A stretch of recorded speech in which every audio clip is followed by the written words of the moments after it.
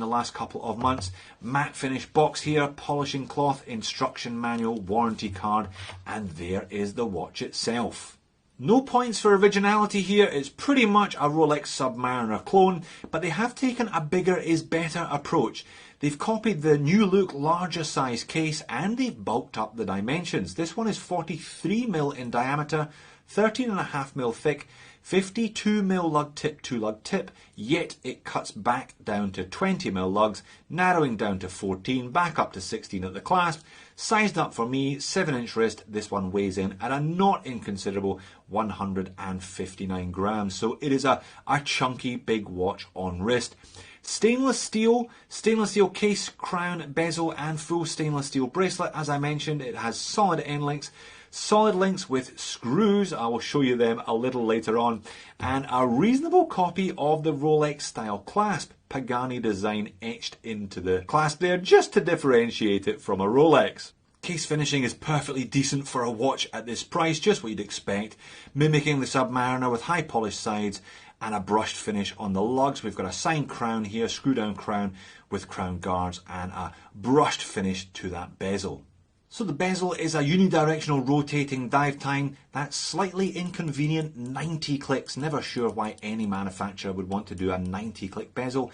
The action is okay. There's a little bit of bounce back, but once it locks into place, it is reasonably secure. And as discussed, that is a ceramic bezel insert.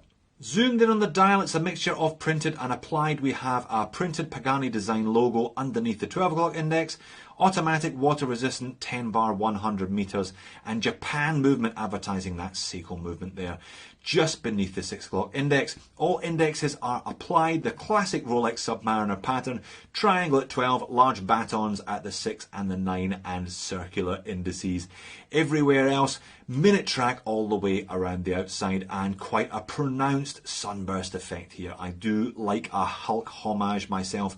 The green just adds a bit of point of difference. I do find the black ones a little bit mundane. Cyclops here, as you can see, is actually pretty usable, reasonably well applied, magnifies the date frame window nicely. And that dial is covered by sapphire crystal. Now, call me a cynical man. Please, call me a cynical man. I am a cynical man. I always like to test the sapphire on these cheap Chinese watches when they come in to make sure that they're not telling us porky pies. So here we have a Seiko Samurai, which has Hardlex, a Seiko Sarb, which definitely has sapphire, and one state-of-the-art diamond selector too.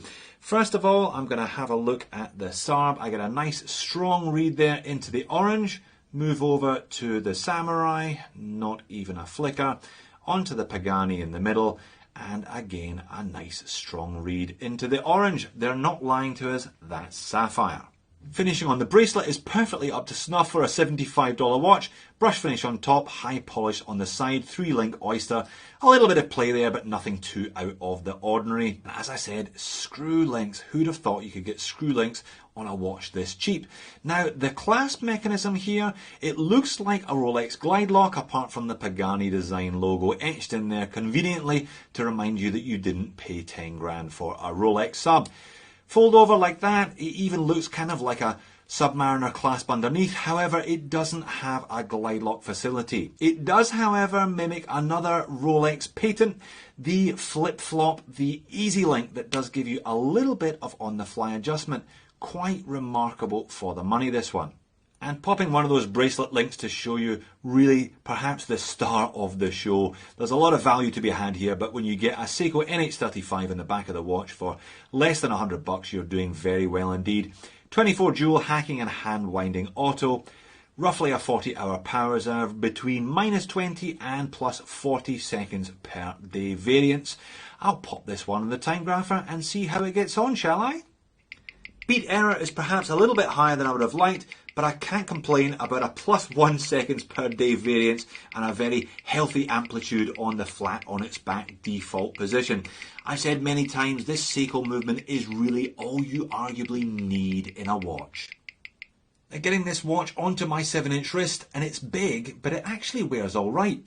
I think a very good decision by Pagani to stick with the 20mm narrowing down to taper. So even if it is quite a big watch on wrist with 43, just over 43mm in diameter and 52mm lug tip to lug tip, that pulls it right back down.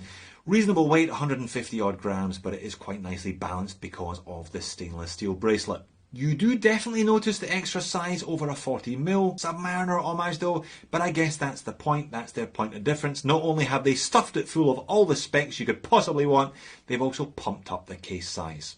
And that's it outside in some natural light as well. You always get a different light play from a ceramic bezel insert than you do with an aluminium bezel insert. Quite a strong sunburst effect on the dial of this green one. I'd imagine it's the same for the blue one as well. Not so sure if they've also gone for sunburst on black.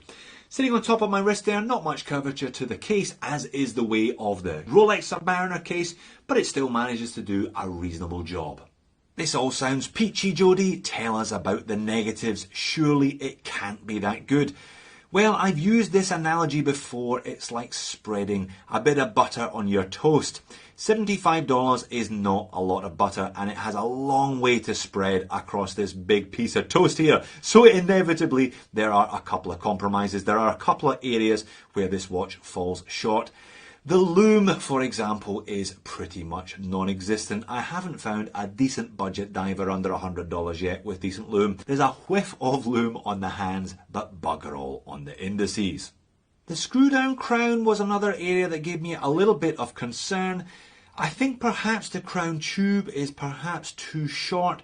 You don't get much purchase, maybe a half a turn, 3/4 of a turn at most. There is, however, a rubber seal in there which does fill me with a little bit of confidence, but I would have preferred to see that crown screw down a little bit further than is currently. And then there's the clasp. It looks good, but I suspect they've maybe tried to do a bit too much for not a lot of money with this one, replicating the glide lock look and putting some on-the-fly adjustment in there. It's okay, it was a little bit stiff when I first got the watch, but it's beginning to loosen up with the basic open and close mechanism. I suspect this flip-flop will do the same, but at the moment, it is bloody stiff to engage and disengage, and there is a little bit of rattle in there as well. I would have been happier, to be honest, if they had gone for a more traditional basic clasp with some micro adjusts. But those few niggles notwithstanding, this really does offer an awful lot of watch for not an awful lot of cash. If you are a bigger guy, if you like the look of the sub but prefer something like the Deep Sea, but you're on a budget, less than $100, certainly this one is